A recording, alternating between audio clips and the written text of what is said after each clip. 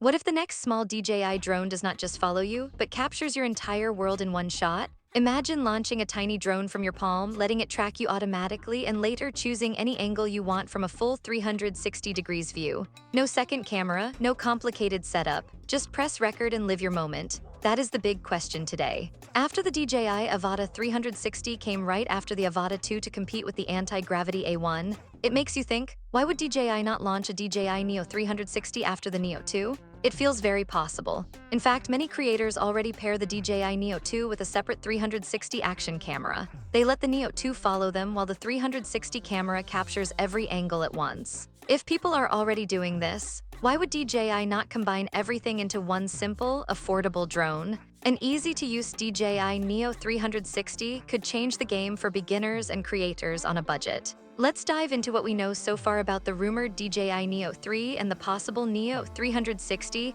and how all of this compares to the current DJI Neo 2. And yes, today's video is sponsored by no one. If you want to book this spot, just mail us. If DJI releases a Neo 360, you can expect something powerful for the price. Most likely, it would feature a dual-lens 360 degrees camera system capable of recording up to 8K at 60 frames per second with HDR support. That means sharper footage, better colors, and more detail even in challenging lighting. Still photos could go up to 120 megapixels, backed by large 1/1, 1-inch CMOS sensors with 2.4 micrometer pixels. Bigger pixels mean better low-light performance. That is very important for sunset shots, indoor scenes, or cloudy days. There would probably also be a single lens mode. That means you could switch to a traditional forward-facing camera and shoot clean 4K at 60 frames per second, just like a normal drone. This flexibility would make the Neo 360 useful for both immersive 360 content and standard cinematic shots.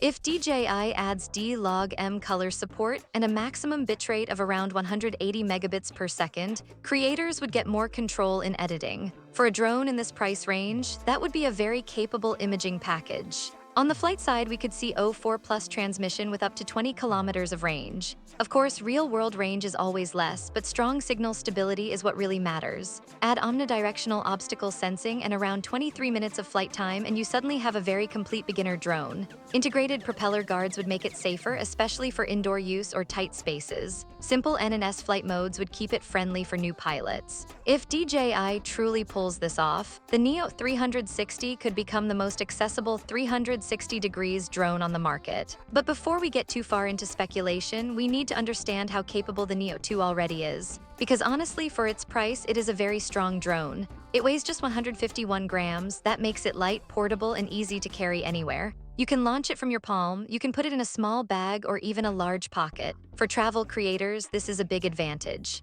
The Neo 2 shoots 4K at up to 100 frames per second. That is a huge jump from the original Neo, which was limited to 4K at 30 frames per second. Slow-motion shots look much smoother now. DJI also added a new 2-axis gimbal. This keeps footage stable even when the drone banks hard or deals with moderate wind. For casual users, the results look clean and impressive. One of the biggest upgrades in the Neo 2 is obstacle avoidance. The first Neo could only sense what was below it. That caused many crashes, especially in follow mode. The Neo 2 fixed this problem with full omnidirectional sensing. It combines monocular vision cameras, a forward-facing LiDAR sensor, and downward infrared sensors. In real-world testing, it can stop itself before hitting walls or trees. For beginners, this is massive. It builds confidence and protects your investment. However, the Neo 2 is not perfect. Real-world flight time is usually between 8 to 12 minutes depending on how aggressively you fly. That is much lower than the advertised 19 minutes. The 2-axis gimbal is good, but during extreme moves, you can still notice small limitations compared to a full 3-axis system.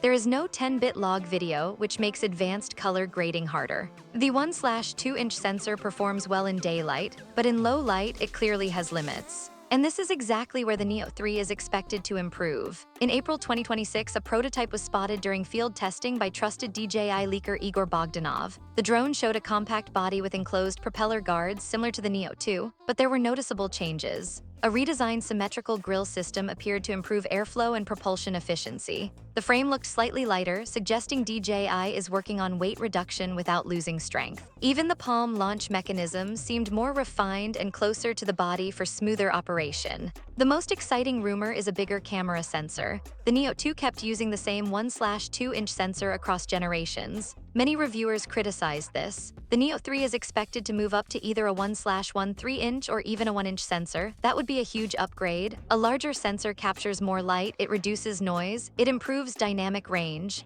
Low light performance would improve dramatically. If DJI also adds 10-bit D-Log-M support, the Neo 3 would suddenly become much more attractive for serious creators. Battery life is another key area. The Neo 2's battery feels slightly undersized for its power demands. A larger or more efficient battery in the Neo 3 could push real-world flight time closer to 20 minutes. That would make a big difference for activities like cycling, hiking, or skating where you need longer continuous tracking shots. A 3-axis gimbal is also strongly expected. This would eliminate the small roll-wobble seen during fast lateral moves. Footage would look more cinematic straight out of the camera, with less need for digital stabilization in editing. Now here is my honest opinion. If DJI combines a bigger sensor, longer battery life, a 3-axis gimbal, and possibly a 360 variant into the Neo lineup, it could completely dominate the beginner and mid-range market. The Neo 2 is already the best value beginner drone right now, but the Neo 3 or a Neo 360 could take that crown and raise the standard even higher. For creators who want simplicity, safety, and strong image quality without spending flagship money,